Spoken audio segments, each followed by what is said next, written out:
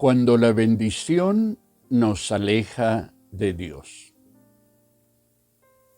Como hemos dicho muchas veces, este salmo da palabras a nuestros sentimientos más profundos y nos permite, al escucharnos a nosotros mismos, recordar y enumerar las bendiciones recibidas del Señor y confirmar así la realidad del amor de Dios. De esta manera, el Salmo 103 anima nuestra gratitud a Dios y también nuestra confianza en Él. En la conciencia de su paternidad amorosa, nos sabemos aceptados y comprendidos, asumiéndonos beneficiarios de su gracia y capacitados para permanecer confiadamente en comunión con Él.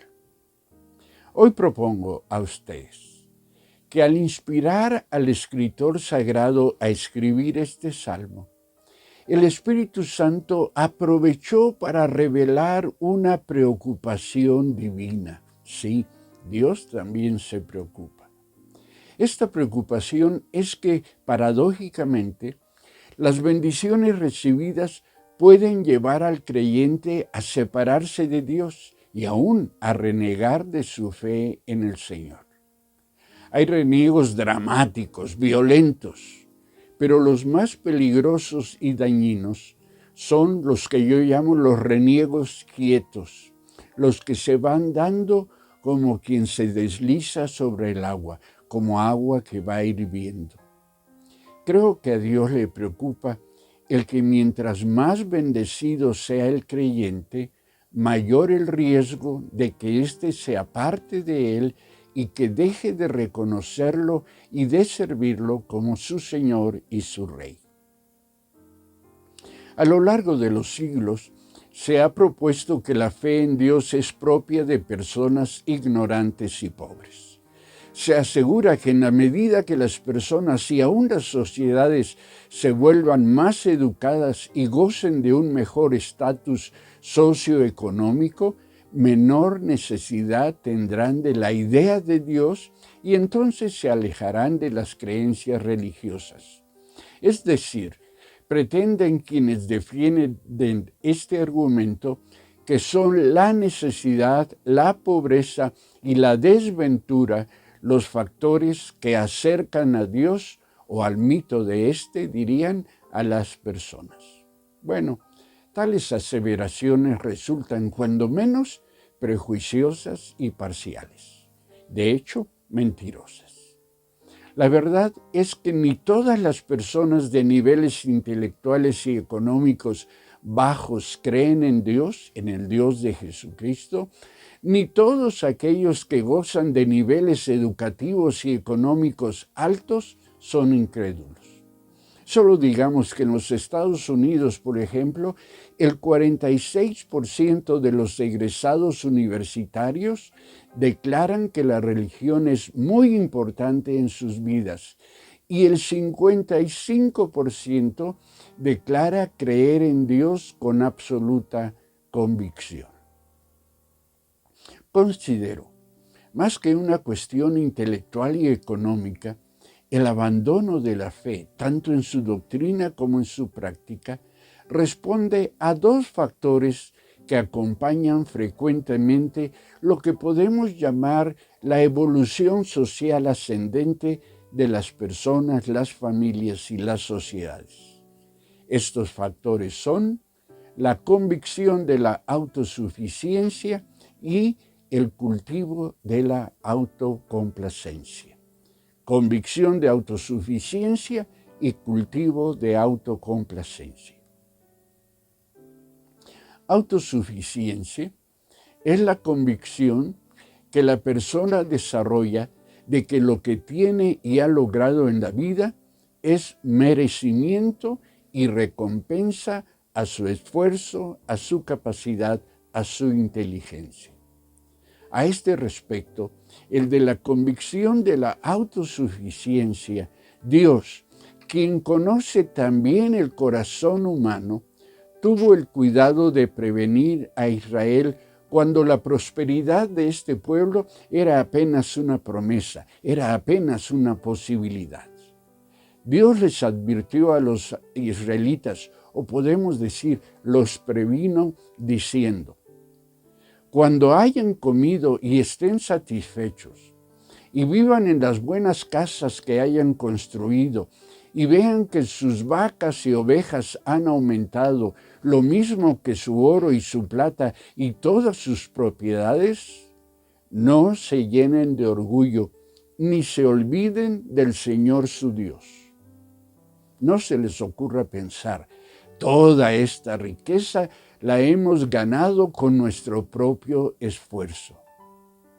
Deben acordarse del Señor su Dios, ya que ha sido Él quien les ha dado las fuerzas para adquirirla, cumpliendo así con ustedes la alianza que antes había hecho con los antepasados de ustedes.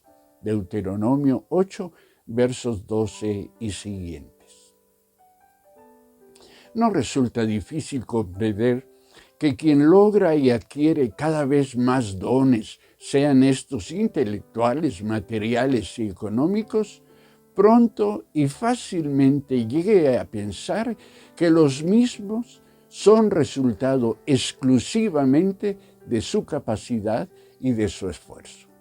Por lo tanto, no es raro que se asuma que se es autosuficiente, es decir, que la persona se basta a sí misma, que no ha necesitado de nada ni de nadie, menos de Dios, para lograr lo que ha logrado. De esta convicción surge la de la autonomía. Es la convicción de que no se necesita de nadie, insisto, ni de Dios, sino de las propias fuerzas y capacidades. Y no solo ello, sino que se asume que es libre la persona entonces, como ella ha logrado lo que tiene, para decidir lo bueno y lo malo, gobernándose por sus propias normas, sin tomar en cuenta a los otros ni a Dios. Pero quienes piensan así olvidan que hay otros más capaces y otros que se han esforzado más que ellos y que no tienen ni han alcanzado lo que ellos sí. Dejan de lado que hay muchos elementos, además de su capacidad y esfuerzo, que explican su prosperidad. Entre estos otros elementos, el primero y principal de ellos, la inexplicable gracia divina. Es decir, el favor inmerecido de Dios, que sin razón ni lógica alguna les ha privilegiado a ellos por encima o aún a costa de otros. Hay quienes se han preguntado, ¿por qué a mí sí y a ellos no? Buena pregunta. Intencionalmente, quienes se consideran autosuficientes, consciente e inconscientemente olvidan o ignoran las manos que los han provisto y apoyado. Ignoran intencionalmente a quienes les han abierto puertas y facilitado el caminar por los caminos que los han conducido al éxito logrado. No pocos dejan de lado y aún menosprecian el hecho de que están parados sobre hombros de gigantes. Todo ello solo por la expresión de la gracia divina en su favor. Lamentablemente, aun cuando hay quienes reconocen el quehacer de la gracia, no resulta extraño que, reconociendo la participación divina en su prosperidad, terminan convencidos de que ésta es un mero reconocimiento de Dios a los méritos propios y entonces no es gracia pura. Irónicamente, hay quienes se consideran a sí mismos merecedores de la gracia. Pero, paradójicamente, quien más seguro de sí mismo está, menos se ocupa de agradecer los dones recibidos y de cuidar su comunión con Dios. Al fin y al cabo puede pensar que si ha sido capaz para adquirir lo que tiene, será capaz para conservarlo. Quienes así piensan y actúan olvidan dos cosas. La primera es que siempre habrá alguien con mayores méritos que los nuestros. Y la segunda, de por sí muy importante, olvidan que nada hay seguro en la vida, tal como lo previene Eclesiastés 7, verso 14, en la Nueva Traducción Viviente. Olvidan también que quien no reconoce a Dios y vive para Él, corre el riesgo de enfrentar la ira del Señor y encontrarse con que el mismo que le dio todo lo que ahora tiene el poder y a veces la disposición para quitarle todo lo que le ha dado. Respecto del segundo factor, el de la autocomplacencia, debemos decir que esta consiste en la satisfacción por los propios actos o por la propia condición o manera de ser. La autocomplacencia produce en quien ha logrado algo, mucho o poco sea esto, la convicción de que lo logrado tiene como razón, como propósito principal, la satisfacción de sus deseos, el cumplimiento de su comodidad plena. La persona autocomplaciente barre para adentro, es decir, hace la vida pensando que todo tiene que ver con ella y que el fin de la vida y aún el de quienes están a su alrededor es proporcionarle lo que ella merece. Bueno, Jesús contó la historia de un hombre autocomplaciente. Tan orgulloso de sus logros estuvo que llegó a la conclusión de que había llegado el momento de destruir sus viejos graneros y construir unos más grandes. Consideró que había llegado el tiempo de decirse a sí mismo: amigo mío, tienes almacenado para muchos años, relájate, come y bebe y diviértete. Lucas 12, versos 16 al 21. Repasa esta historia. Bueno, la prosperidad autocomplaciente anima a no pocos a destruir sus viejos graneros. Ante lo que han logrado, de pronto su cónyuge les resulta inapropiado, anticuado. Los hijos se convierten en una molestia para su descanso. Consideran la moral como una trampa inhibidora de su placer y a Dios lo consideran un ser tan incómodo que hay que dejarlo de lado mientras no se le necesite. No pocos creyentes que han sido prosperados encuentran en la asistencia a la iglesia y en el cumplimiento de sus deberes cristianos un granero viejo que debe ser derribado. Después de todo, consideran, ha llegado el momento de relajarse, de comer y beber. Consideran que ha llegado el momento de divertirse, de pasarla bien. Se lo merecen, pues para ello han trabajado tanto y no piensan por qué privarse de aquello a lo que tienen derecho. Viven como si su fortuna y su misma vida no tuvieran un final. Pero resulta que la historia de este hombre contada por Jesús no termina con el disfrute de sus nuevos graneros. Su tiempo se acabó, como en el juego de la piñata, y otro vendría a ocupar su lugar. Cuando mejor iba todo, de pronto todo se acabó. Y esta es una historia que se repite una y otra vez. Qué difícil resulta la caída para quienes de pronto enfrentan pérdidas para las cuales no estaban preparados. ¿Y por qué? Podemos preguntarnos, ¿por qué es que pasan cosas así? Bueno, Jesús lo explicó de esta manera. El que almacena riquezas terrenales, pero no es rico en su relación con Dios, es un necio, es un perdedor.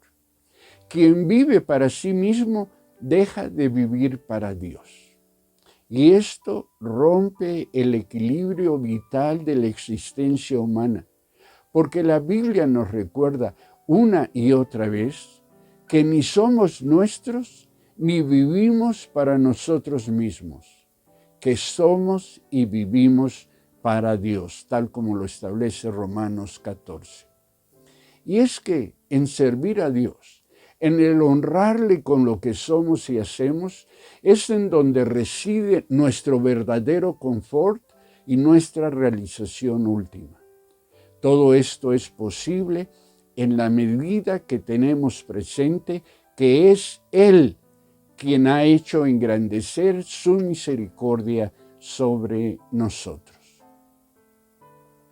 Estamos viviendo tiempos difíciles, duros, inseguros, tiempos que resaltan nuestra fragilidad y la poca capacidad nuestra para controlar nuestras circunstancias. Tiempos en los que aquello que nos hacía fuertes antes es ahora motivo de nuestra preocupación. Y en una situación similar, el apóstol Pablo invitó a los efesios a que tuvieran cuidado de cómo vivían. Les dijo: saquen el mayor provecho de cada oportunidad en estos días malos. Efesios 5:16. Propongo a ustedes que esto podemos hacerlo si reconocemos y asumimos como pensamiento gobernante en nuestra vida el que todo lo que hemos logrado no es sino mero don dado por Dios y recibido de Dios por nosotros. Que como dice nuestro Salmo en el verso 3 y en los siguientes, Él es quien hace posible todo, empezando por nuestra salvación y a partir de ella todas y cada una de las bendiciones que gozamos: salud, vida, favores, misericordia, bienes, nuestras fuerzas renovadas diariamente, etc. Y si Él es quien nos bendice, si Él es quien es el origen de lo que somos y tenemos, también debemos recordar que Él es quien merece el todo de nuestra adoración y de nuestro servicio. Resulta muy sencillo y atractivo poner nuestra esperanza en lo que esperamos lograr y tener. Sin embargo, al hacerlo así, corremos el riesgo de encontrar que hemos construido nuestra vida sin los cimientos apropiados, sin el fundamento necesario para que nuestra vida sea verdaderamente próspera y trascendente. La vida que no se cimienta en Dios y no lo tiene a Él como razón de ser, es como la casa que se construyó sobre la arena. Sin importar cuán hermosa, atractiva y costosa resultara, esa casa estaba condenada de inicio a la destrucción. Cosas así las vemos una y otra vez en quienes, cegados por sus aparentes éxitos, le dan la espalda a Dios, se niegan a vivir por la fe. Por ello es por lo que les animo a ustedes, para que nos propongamos vivir los días por venir y aún el año que está por empezar en gratitud y con compromiso, con total reconocimiento al origen de nuestros dones espirituales, intelectuales, materiales. Los invito a privilegiar aún las más sencillas expresiones de nuestra fe y a que procuremos ser fieles, agradecidos y buenos mayordomos de la gracia recibida. Al fin y al cabo, en todo y por todo, Él, nuestro Dios, Él es quien. Les animo a que hagamos nuestra la autoinvitación del salmista cuando se dice a sí mismo: bendice, alma mía, a Jehová, y no olvides ninguno de sus beneficios. A esto los animo, a esto los convoco en el nombre del Señor. Dios los bendiga.